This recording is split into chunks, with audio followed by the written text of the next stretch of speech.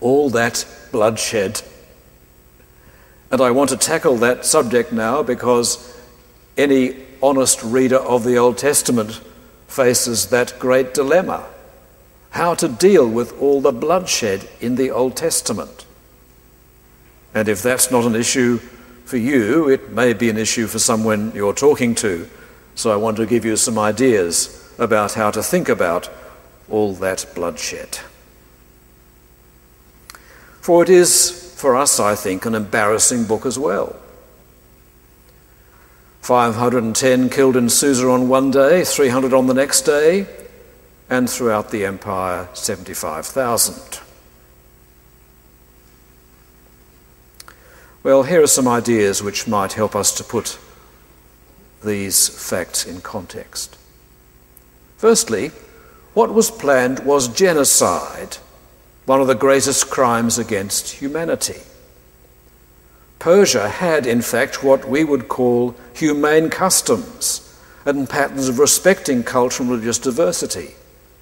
It had all the advantages of a great civilization: the rule of law, good communication, good administration. What was planned by Haman was against all that was best in Persian culture of that day. And the reason for the genocide was absolutely trivial. It was that Mordecai, a minor civil servant, didn't give Haman the public respect that was his due.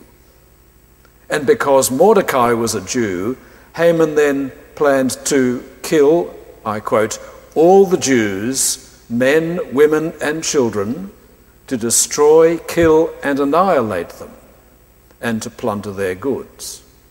And this not by the army, but by the mob. Secondly, under Persian custom, the king could not reverse the edict he had given. He could not just cancel his command. The only way to stop the annihilation of the Jews was to permit them to defend themselves. This is all they did. They stopped people from killing them by killing their attackers by the command of the king.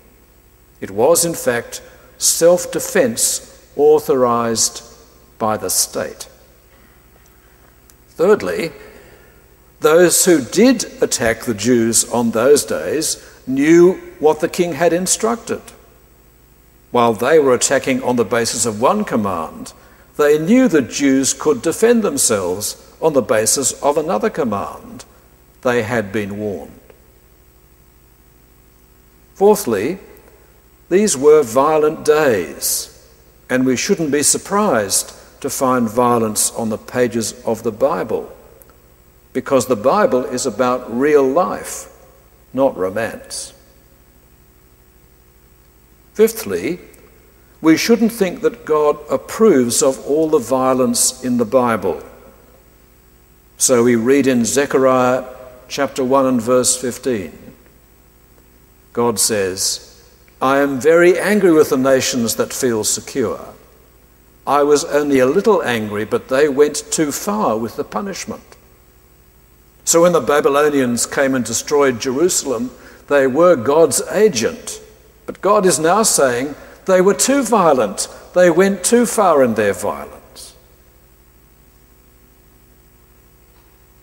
Sixthly, there are some occasions when violence is the only way to stop violence. We don't like that being the case, but it is. And in fact, when we pray that God will defend the weak and helpless, this may result in God attacking the attackers, the only way to stop them.